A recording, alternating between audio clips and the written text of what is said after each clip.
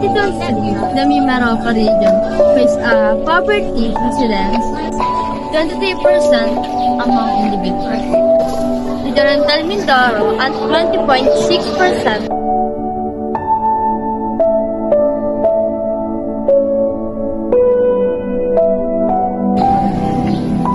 These numbers represent lives struggling to meet our daily basic needs.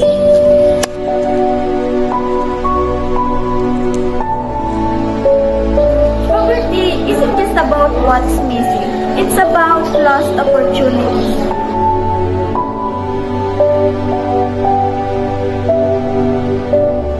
I want books, but I can't afford them. This means children dropping out of school, means feeding before they even eat.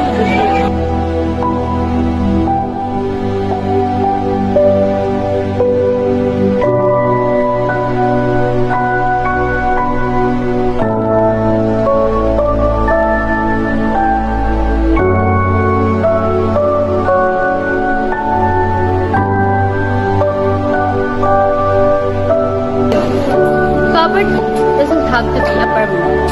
Together, we can make change. With education, support, and kindness, we can break the cycle.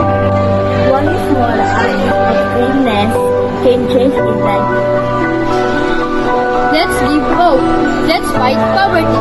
Because a little help can create a big